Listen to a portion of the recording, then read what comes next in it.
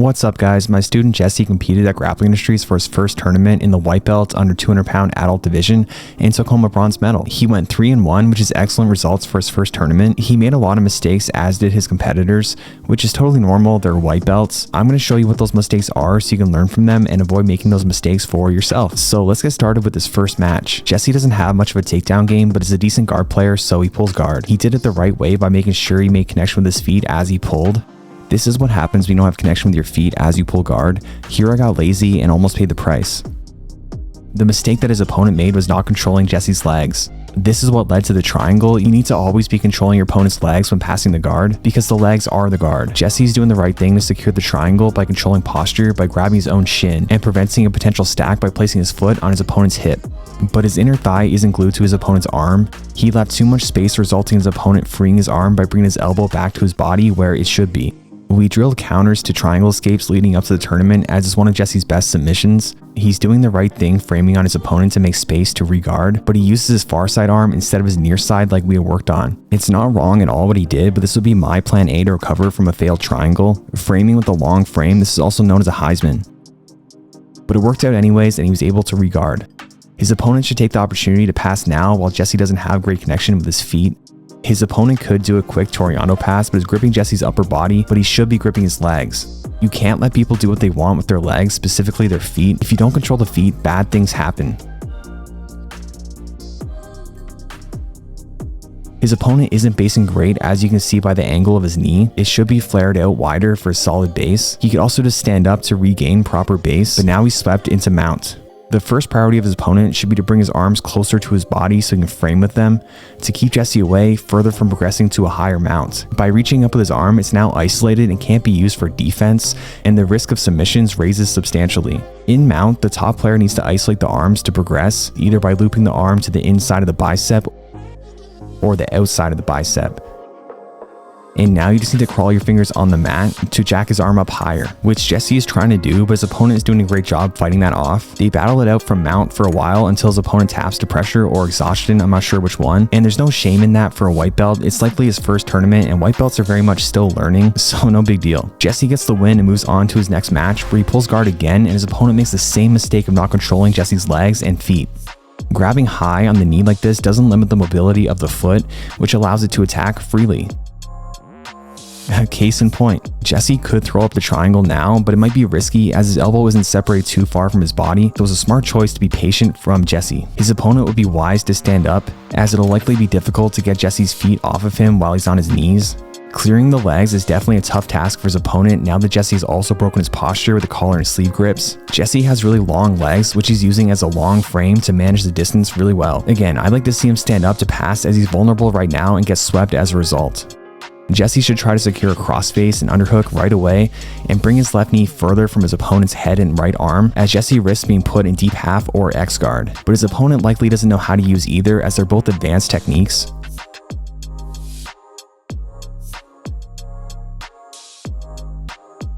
Jesse's not wrong to sit to his hip like this. I call it the hip turn pass, and I use it all the time. However, for a proper base, he needs to get his butt further out to act as a kickstand, as well as keep his opponent on his back.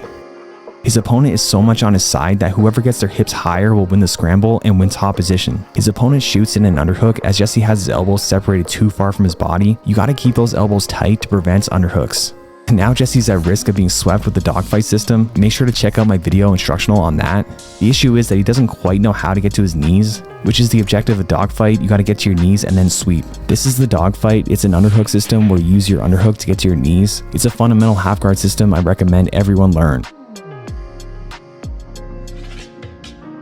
His opponent should have scooted his hips out to the side to take a deeper underhook, as there's now space and Jesse's able to fish in his own underhook. His opponent went from a great position of having an underhook in half guard to having an underhook taken on him in half guard. He went from good to really bad, all from Jesse winning the grip fight. Now Jesse has him flattened out on his back. This is basically a pin position and very difficult to get out for the bottom player. Because Jesse has upper body control, all he has left to do now is free his leg. This is done by first freeing the knee and then the foot, and you should think of it in this simplistic order. And to get it out, what you want to do is pry it out by using what's available, usually your leg that's not stuck or your hand. To make it easier, Jesse should tripod by bringing his butt up. This will create distance to more easily free the knee. But now his opponent has the underhook again, and he's using it way better this time. He's pulling Jesse onto him, which takes away his base. The more that he pulls Jesse forward, the lighter Jesse's legs will be, and the easier it'll be for his opponent to get to his knees. The issue is that his opponent is too much on his back when he should be on his side. You never really want to be on your back in Jiu-Jitsu because you can be pinned down, which is what's happening right now. His opponent does start to get more on his side, but now the underhook is too shallow. And for a deep underhook, you want to reach all the way around to the top player's waist. Nothing super notable happens after this, and Jesse wins again by tap to pressure or exhaustion. Jesse wins this match too, but it's kind of boring, so we'll just jump right into the semifinals match. Okay, just quickly, I'd like to thank you for watching this video as well as all my rolling commentaries. I really enjoy making them, and I really love that you guys like watching them. And that's why I like to make several dedicated video commentaries for some of you who follow my content. I would like to analyze your rolling footage and give you an online private lesson. So I made an auction on this really cool website that I found, Bid and Token. I'm auctioning off 3 private lessons, and you can win a lesson on general rolling, guard passing, or guard retention. How does it work exactly? Well, first you have to sign up on the Bid and Token website. The link is in the description below. Just set your own pin and username and you're all set. And now you can just enter the Jordan P1 auction code in the designated area, or you can simply open my auction link. It's in the description below. From there, you're ready to add funds and submit your bid. The starting bid is set at $100. Then at the end of the auction, the highest bid will win the general rolling session, the second highest bid will win the guard passing lesson, and the third highest bid will win the guard retention lesson. So after you win, you'll be able to send me a pre-recorded video of you either rolling, drilling passing the guard, or drilling guard retention. Then after the auction is over, the 3 winners will be announced. And don't worry, if you don't win, all your deposits will be returned to you in full. And after that, we can do an online private lesson in which I can give you my comments on what you need to improve on and how to do it. The auction will last from March 2nd to March 16th, 2023. Click on the auction link in the description below. The last match of his day, and spoiler alert, Jesse loses and this guy goes on to win the finals. So let's see where Jesse went wrong. They start off with some grip fighting, and Jesse again pulls guard, but this time he has no connection with his feet and almost gets passed during the guard pull as a result. But he manages to keep his frame in front of his opponent, and that saves him. In your guard, the feet are the first layer of defense, and the second layer is the frames, which is the knees. Jesse's opponent is at risk of a triangle, but wisely controls Jesse's foot by grabbing his ankle. To further progress in the guard pass, he needs to pass Jesse's right knee, his frame. He should have kept control of the foot by sitting on it like this, but relieves the pressure, and now Jesse has him in closed guard. His opponent should have fought hard to stay out of closed guard, as being in closed guard creates an extra step to pass. Now he has to break the guard first and then work to pass, whereas if he stayed out of closed guard, he wouldn't have to do that first step. Breaking Jesse's grip that he has on the collar could be a good idea if he wants to posture up to pass, or he could work to pass from a low posture. And when you're in someone's closed guard, you need to keep them on their back. When Jesse opens his legs, his opponent should use that opportunity to step over one of his legs into half guard or stand up. He needs to stay out of closed guard and has his opportunity right there but doesn't recognize it. Jesse should keep his guard closed until he's committing to an attack, which he does now, shooting up the triangle, but his knees are so far in front of his hips that locking it up will be difficult even with his long legs. His opponent stacks and creates an angle, a standard triangle escape, and well executed. But Jesse again manages to get his frames back in front. His opponent could likely just push Jesse's left knee back to clear it, but doesn't recognize the opportunity and almost gets his back taken before being swept.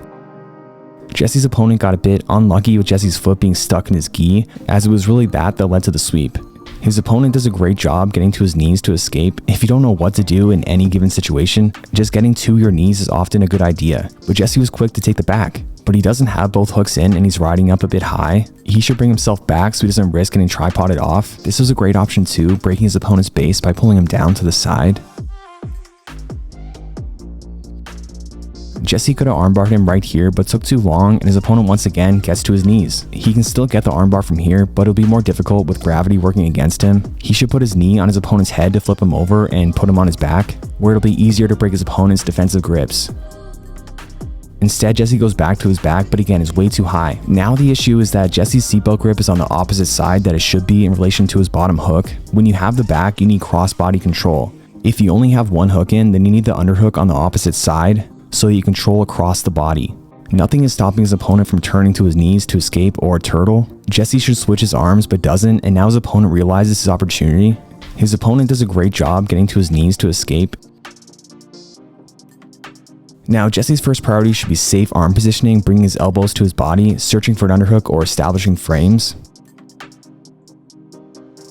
They reset and Jesse is exhausted. All he has is his frames in front, which his opponent quickly gets past as they start up again. His opponent should utilize a crossface to keep Jesse on his back as he risks Jesse standing up or turtling.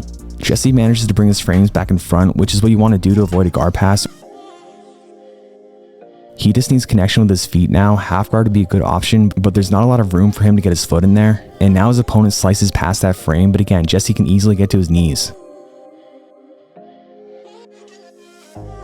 Now he finally does, and his opponent jumps on his back, but he's way too high too, and if Jesse were to tripod, then he'd probably easily fall off. All Jesse had to do was raise his butt in the air to create a ramp for his opponent to slide off. He kind of does that now, but leaves too much space, and his opponent almost inserts a hook. Jesse should grab his opponent's legs ASAP to keep his opponent's knees and feet off the mat. He should wrestle him, which he tries to do, and now he spins around Jesse's defense, which is his arms, and takes Jesse's back. Jesse should be defending his neck by grip fighting, but does nothing with his hands until it's too late. He was super tired and it was his first tournament, so no big deal. It was a great learning experience for him. He did great, as did his competitors. If I ever sounded critical, that was not my intention. White belts are supposed to make mistakes, and all these guys will improve over time. I'd like to thank my patrons who support the channel. I super appreciate you guys. I appreciate everyone who watches the channel. Thank you guys so much. Alright, thanks for sticking around until the end of the video. If you're still here, please leave a comment or fist bump, and I'll see you guys next time.